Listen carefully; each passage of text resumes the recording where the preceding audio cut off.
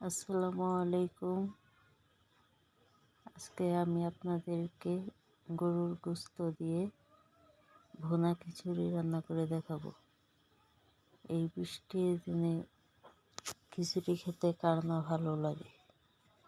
প্রথমে আমি নিয়ে নিচ্ছি পেঁয়াজ, তেল দিয়ে তারপর পেঁয়াজ তেলের সাথে ভালো করে ভেজে নিচ্ছি।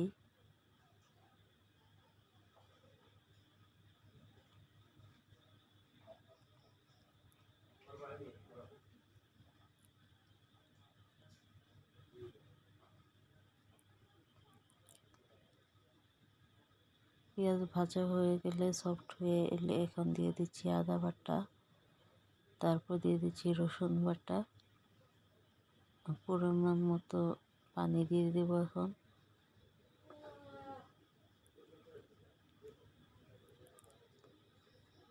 আপনাদের যদি আমার চ্যানেলটি ভালো লাগে প্লিজ সাবস্ক্রাইব করে পাশে থাকবেন।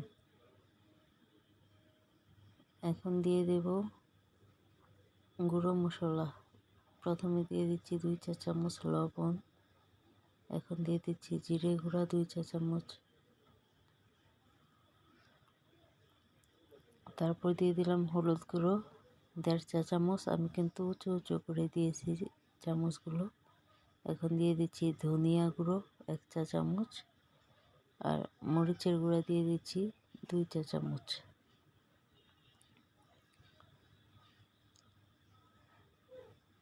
যার যার টেস্ট অনুযায়ী দিয়ে নেবেন। আমরা একটু ঝাল খেতে আমার একটু খুব ভালো লাগে, তাই মরিচের গুঁড়াটা বেশি দিয়েছি। আর খিচুড়িটা রান্না করব আমি রাইস কুকারে। আমি চুলোতে মশলাটা কষিয়ে নিচ্ছি। মশলা কষানো হয়ে গেলে আমি এটা রাইস কুকারে দিয়ে রান্না করব। মশলা কাঁচা গন্ধ আমার ভালো লাগে না, সেই জন্য এগুলো চুলাতে কষিয়ে নিচ্ছি। তো আমার মশলা কষানো হয়ে গেছে, উপর দিয়ে তেল ভেসে উঠেছে। এখন আমি চুলাটা বন্ধ করে দিয়েছি। দিয়ে রাইস কুকারে অল্প কিছু গরুর মাংস এবং আলু কেটে নিয়ে ধুয়ে রেখেছি।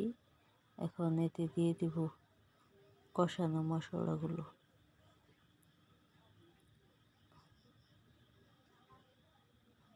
কষানো মশলা দিয়ে এখন ভালো করে মাখিয়ে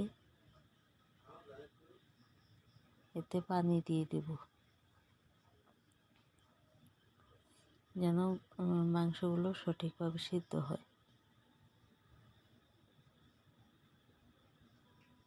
পরিমাণ মতো পানি দিয়ে নিলাম, মাংসগুলো যত ভালোভাবে সিদ্ধ হয়।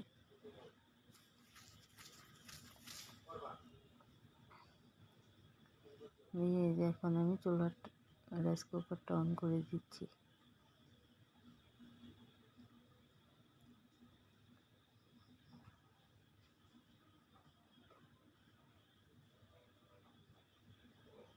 এখন আমার মাংসের মধ্যে বলক চলে এসেছে।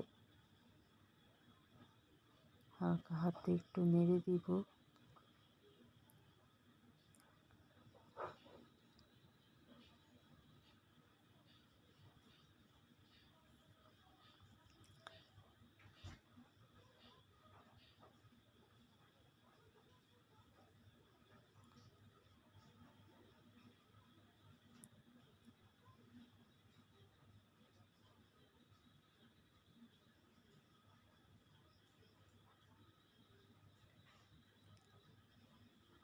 আপনাদের যদি আমার চ্যানেলটা ভালো লাগে প্লিজ সাবস্ক্রাইব করে দেবেন।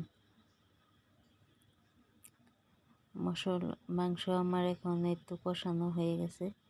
এখন আমি এতে দিয়ে দিব যতটুকু চাল নেবেন তার দ্বিগুণ পরিমাণ পানি। আমি এখানে একটা মাঝারি সাইজের 1 বাটি চাউল আর ডাউল একসাথে নিয়েছি। এখন আমি সেই অনুযায়ী 1 বাটি চাউল আর ডাউলের জন্য আমি এখানে ডাবল করে 2 বাটি পানি দিয়ে দিলাম। পানি দিয়ে ভালো করে নাড়াচাড়া করে ঢেকে দেব বলক আসা পর্যন্ত।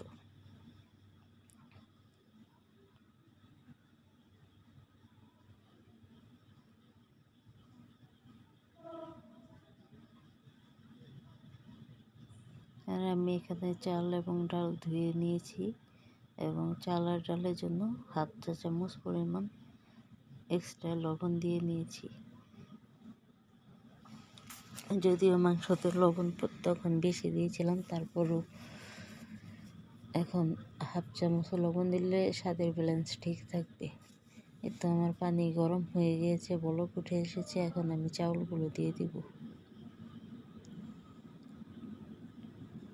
তো চাউলগুলো দেওয়া হয়ে গেছে, ভালো করে নাড়াচাড়া করে ঢেকে দেব।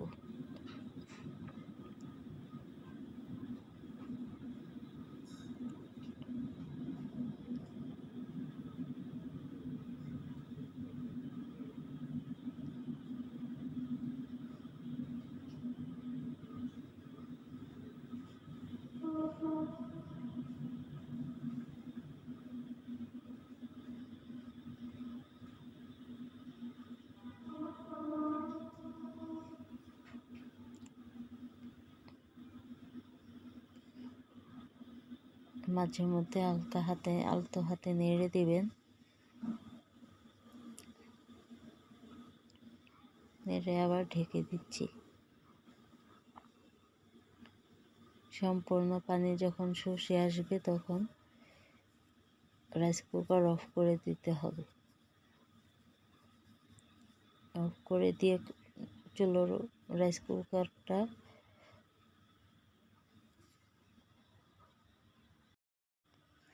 অফ করে কিছুক্ষণ দমে রেখে দেবেন। তারপরে দেখবেন যে খিচুড়িটা ঝরঝরে হয়ে গিয়েছে। তো আজকে এই পর্যন্তই। আসসালামু আলাইকুম। আপনারা প্লিজ আমার চ্যানেলটি সাবস্ক্রাইব করে দেবেন।